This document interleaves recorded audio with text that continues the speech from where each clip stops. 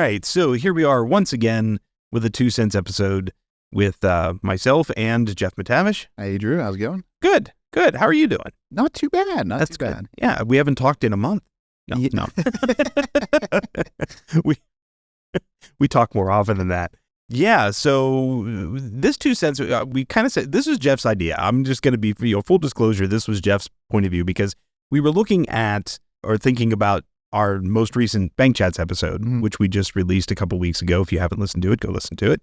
It is a sit down with AmeriServ's president and CEO, Jeff Stopko. We talk about interest rates and how that affects you both from a deposit standpoint when you're putting money into the bank, how you can earn interest, as well as when you're making loan payments to your credit card or the bank and you're paying interest.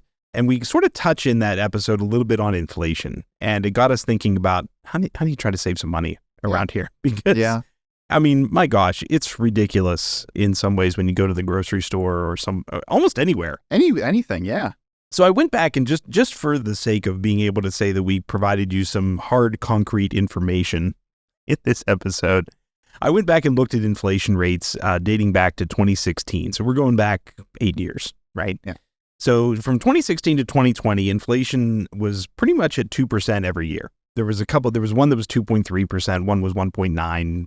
It was basically 2%. According to Jeff, that was standard, yeah. Yeah, which is great because if you are a good employee and you're getting an annual cost of living increase on your performance review or whatever, and you're getting a 2.5% or 3% increase, then you're at least keeping pace with the cost increases of the stuff you buy and maybe even making a little more money, right, over top of it. Unfortunately, there was this thing called the pandemic. I don't know if you've heard of it. And in 2021, inflation was 7%. In 2022, the annual average was 6.5%. Those were numbers that had not been seen since the early 1980s. So you had to go back 40 years. Wow. To like 1980, 1981 to see an annual inflation rate that high, which is on the one hand good because it means our economy for the last 40 years has been pretty decent overall, no matter whatever politician might tell you in an election year. But generally speaking, it has been pretty decent for the last 40 years. Now, last year was down to about 3.4% and so forth. This year also about 3.4%. So again, still not bad. Yeah. Yeah. It's coming down. Yeah. Right. But it's still high. And you got to find ways to try to save some money because honestly, you're still not outpacing unless you've got like a promotion or a significant increase or you change jobs. Chances are your buying power is still lower today than it was in 2020. Some of us are still recovering from the pandemic. You know, I'm just trying to make that money back. Right. Yeah. Your buying power still is not as high as it was 4 years ago. Yeah. Right. So let's talk a little bit about how do you save some money. Right. And so Jeff made us a list and we're just going to kind of go down through this. So first and foremost, make a budget. So we actually did a podcast about this, making a budget and how you can do that. And how do you do your budgeting? I'm a cash guy. So okay. when I do my budgeting, I take out a certain amount of cash for the week and that's pretty much daily spending is cash. Do you subtract your bills and stuff like that? And then whatever's left over, you divvy it out for like 2 weeks or 3 weeks? Yeah. Okay. Yeah. Yeah. I mean, that's a pretty simple way to do it. And it's a very effective way to do it because when you run out of cash, I've run out of money. And I got something tangible, I can see how much I have left. Yeah. Yeah. Do you get, so here, let me ask you this. Do you get big bills or small bills? Whatever the ATM shoots out. Okay. Because I've noticed that for me personally, there's this like mental thing where if I have a 20, I'm less likely to want to break it. If I have a 50, I'm really less likely. Oh yeah, I'm the same way. Yeah. Right. Yeah. So it's sort of this thing. It's like, well, I could buy that, but I got to break the 50. But I go both ways then too. Yeah. Because if I have a higher bill, like a 50, it's like, I have to break this. If I want to buy $1 thing, I don't want to break it on $1 thing, so I'll go find something. So that may not be a great thing for me, but I guess 20s are kind of my cup of tea. Yeah, so I could see that way too, definitely. I think Carrie Mueller was the one that we talked about budgeting on. If you go back and listen to that podcast, and she even talked about the envelope method, where if you're a cash person, that's the same thing. Yeah. Yeah. You can literally have envelopes labeled like electric bill, water bill, and you put that amount of money in from when you get paid, and then whatever's in that envelope, that's what it's for. Right. But right now, things like groceries and things like that, maybe you have to put a few more dollars in there. Yeah. Yeah. Gas, all that. Yeah. How do you budget? I'm a digital person. So like I have an Excel spreadsheet that has all of my bills on it.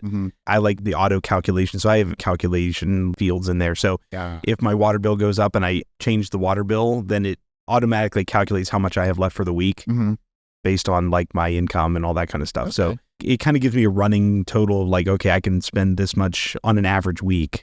And if I change, and then I usually go in maybe once every 3 months and adjust it because things change. You know, I'm also OCD enough that I will go in and use you can use online banking, and you can actually, there's a search in there where you can search for transaction names. So you can search for any transaction that says, you know, Giant Eagle or Walmart. And then I add it up and I know how much I spend at those grocery stores or whatever. And then I do like an average. So I know like for the last 6 months, this is what we've for groceries. This is what we've spent at Walmart on average for the last 6 months. But that's way more complicated than you have to be. We do that too sometimes, but we do it. We keep receipts, you know. Yeah. I'm not disciplined enough to keep receipts. That's my thing. Oh, that's the wife. No, that's not me. Okay. I have, you know, when I go through the drive up and they're like, do you want the receipt? I'm like, are you going to chase me down and make me prove that I bought my cheeseburger? Like, I don't want the receipt. I'm good. So speaking of shopping, you also have on here, craft a shopping list. Yes. So talk about that. That's big. If you don't have a shopping list, you know, you may end up buying something that you don't need, or you may forget something that you did need, and then you got to go back to the store and you're wasting gas at that point. True. Yeah, but I mean, a shopping list definitely helps, and time management, you know. I can't tell you how many times I've walked around a store for 2 or 3 times longer than when I needed to. If I would have had a list. That's a good point. You're less inclined to buy stuff that wasn't on the list then. There's less impulse buying.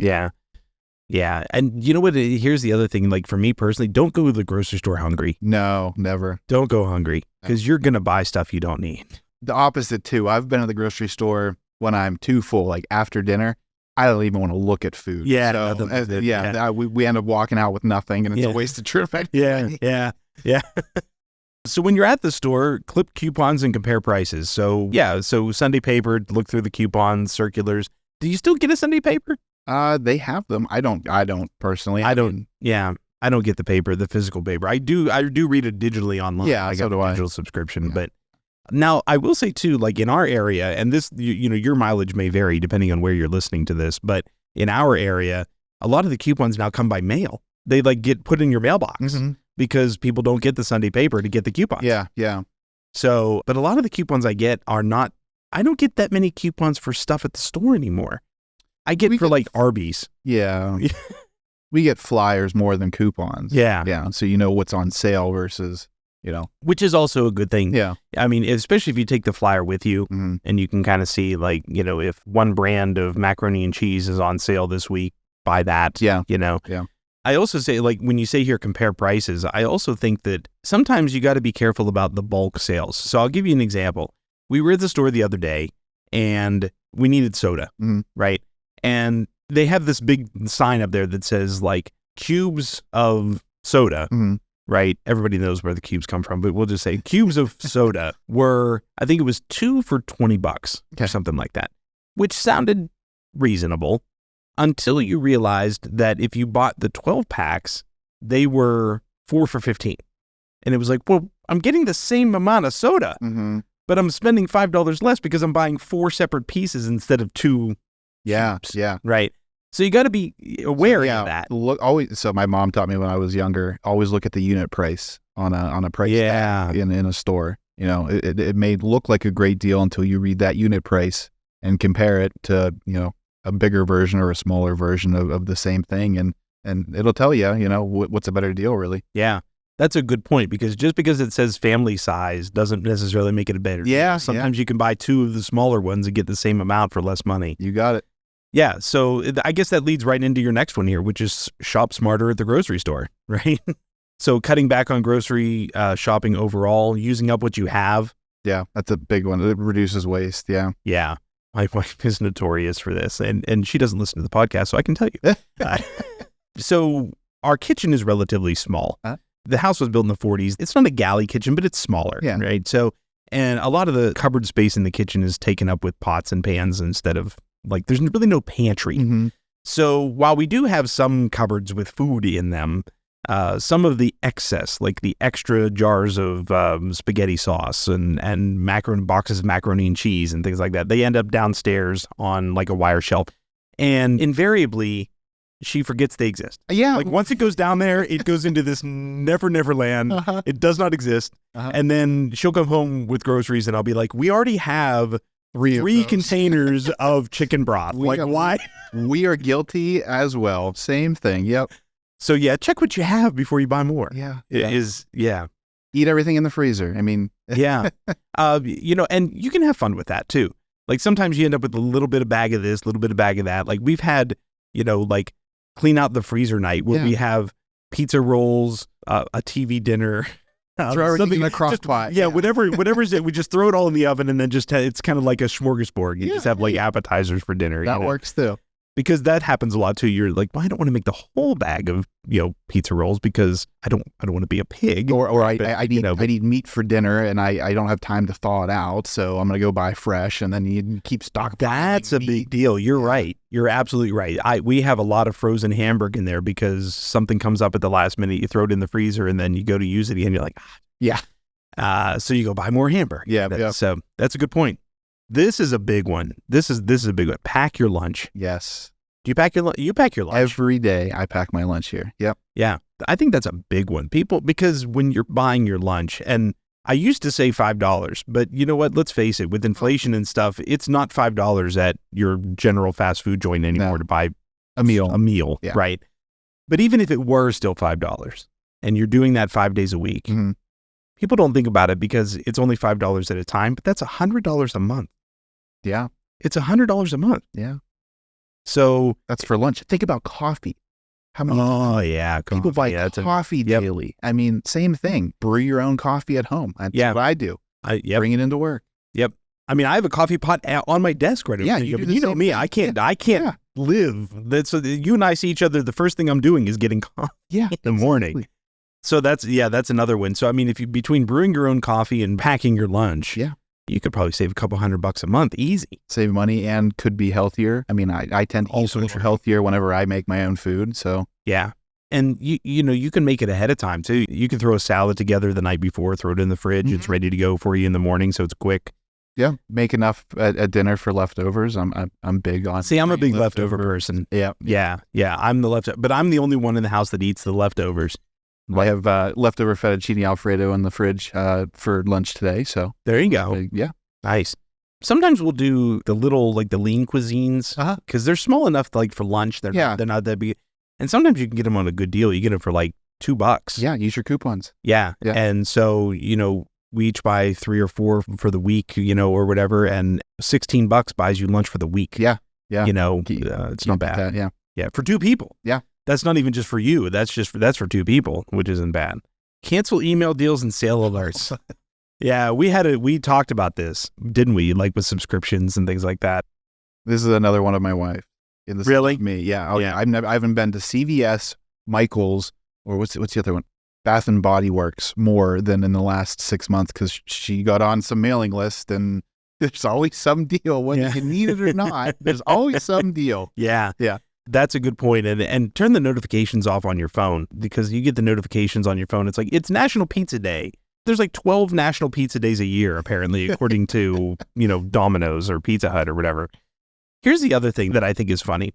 And I'm not going to name a name because I'm not trying to disparage the company, but there's a store. It's a big box store. And a lot of times they'll run this deal where they'll say, if you use your store credit card, you can take 5% off anytime. Okay. If you put it on your store credit card. Okay. I have that store credit card because we bought a refrigerator there, but I got a deal where they were offering a particular interest rate and so whatever. But I looked at my bill. I looked at my statement the last time. The interest rate on that particular card, as of the last time I looked at my statement, was over 30%. Whoa. Over 30%. Wow.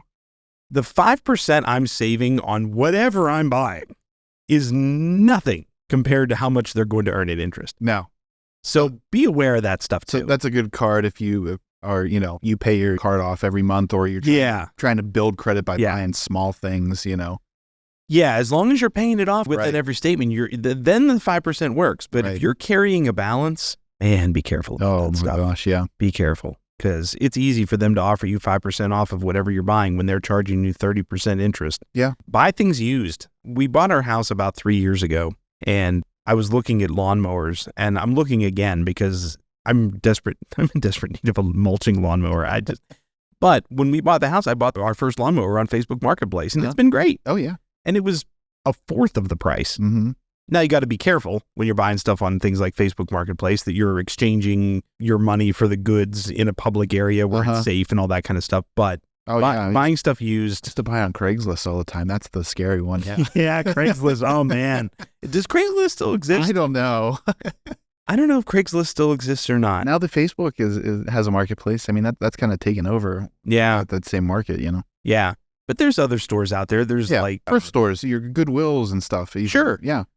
And, everybody donates to Goodwill, but you're allowed to buy there too. Yeah. And you're supporting a charity, right. Or a nonprofit. Right. So when my stepdaughter graduated from high school, we did this sort of candy bar at her graduation party, right? So we had all these different candies like Skittles and M&Ms and all this kind of stuff. And we put them up on this big table, and people could take what they wanted. Yeah. Right? But we needed stuff to put them in. So we went to the local Goodwill, and we found a whole bunch of glass dishes. Oh, there you go. And it was great. Like, we spent, I don't know, $15 on like 30 of these things. And when we were done with them, we washed them out and we donated them back. There you go. You know what I mean? Yeah. But it was great. I mean, compared to going to a store and buying brand new, why? Yeah. Just clean them up and you're good to go. Yeah. What else do you buy used? Do you buy anything used? Not recently. Not recently? Yeah. I know. Like, I see on my Facebook, at least, it's flooded with baby stuff all the time. So you have an infant that's using something for a few months until they grow out of it. Yeah. Half that stuff looks brand new. Right. Yeah.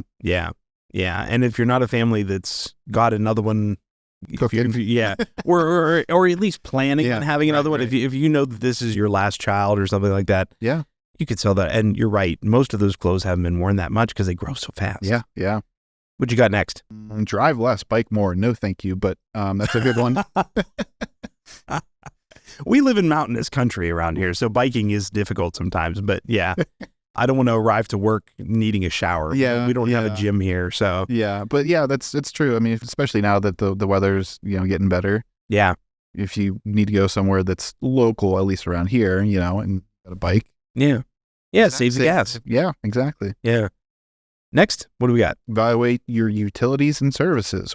We had one of these earlier this year, a podcast on subscriptions and stuff. Oh yeah, I'm trying to cancel that stuff whenever you're not using it. You don't need a streaming service, don't use it. Or call your utility company and see if you can renegotiate your contract or your pricing, see if they have anything better for you. That's a good point. A lot of places will work with you, especially if you tell them you're leaving for a competitor. Sometimes all of a sudden there's a better price. Oh yeah.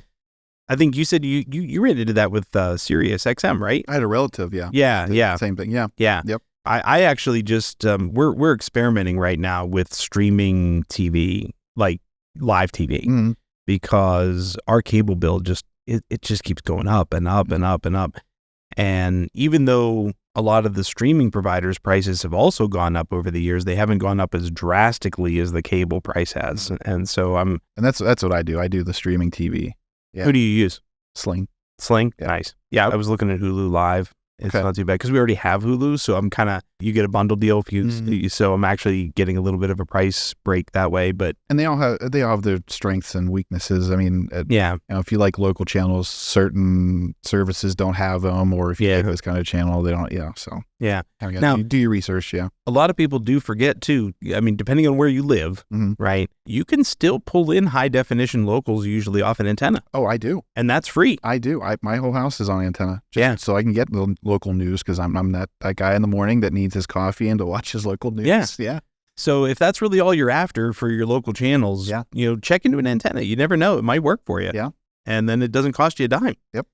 Save before you spend. Talk about that. Don't go blow your paycheck as soon as you get it. Good advice. Put some money aside for an emergency, or if you really want something, do your research. So you don't just go spend all of your money at one time on something you didn't need or there was a better deal on. Yeah.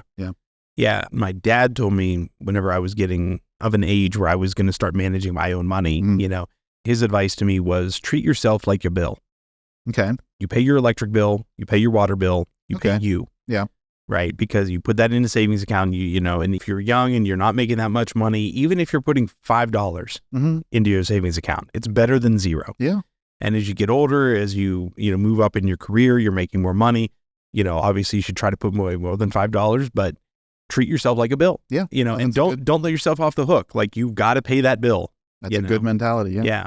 And then the last thing you have on here, and I think this is very pertinent for this time of year, as again, we say that because we're recording this in June, but maybe you're listening to it in December, and maybe you liked vacationing in December. I don't know. But vacation smart. Yeah. Right. So make sure you're checking for the best deals, the best hotel prices, things like that. Or maybe you take a staycation. Don't spend $2,000 on a week's vacation or something like that, you know. Go camping. I mean, if you want to save some money on a hotel and you have the ability to go camping, go camping. Yeah. We've done in the past where we kind of like stay at home for the week, but we do day trips. Yeah. So, you know, if we can drive there in 2 hours, you know. Still something different that you don't normally do. Yeah. Yeah. You know, and you spend the day and you find yourself a nice place to eat, but you're staying at home. You're not spending $150, $250 a night to stay in a hotel. Yeah. I think that's more popular too. Yeah. Yeah. So, I mean, everybody loves going to the beach, but it's not always cheap. Yeah. That's for sure. Or if you're going to, consider going in the off season. I mean, don't go at the peak of tourist season. That is a very good point, because I got to tell you, between Memorial Day and Labor Day, and then you look at the prices from Labor Day to Memorial Day, like that, they're night and, I mean, it's like a third of the price. Yeah. And a lot of those places, especially the further south you go, it's still warm. You know, if you can go in October, it's still warm. Yeah. Book your flights early. That's another good one. Yeah. Yeah, I think this is a great list. I mean, I think these are definitely things that even if you can do one or two of them, it really helps. You're going to save something. Try to save some money and find ways to stretch that dollar a little bit. Yep. So, that being said, I'm going to go pour myself another cup of coffee from my coffee. I'm going to go have my lunch out of the fridge. All right, thanks. All right, we'll see you later. Bye.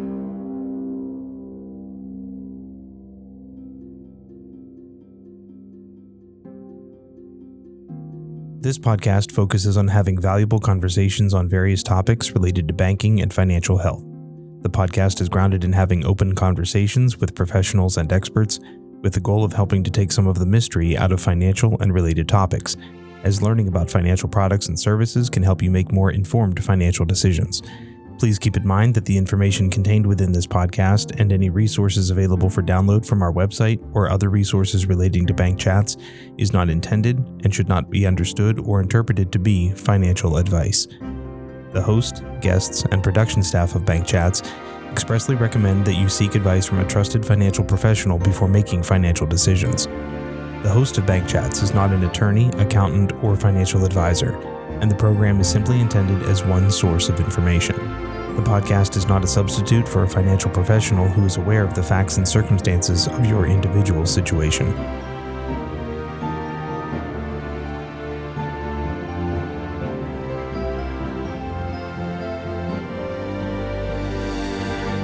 Thank you for listening. Please check out our full library of episodes, which can be found on the AmeriServ.com website. You can also download or stream the podcast from your favorite podcast app.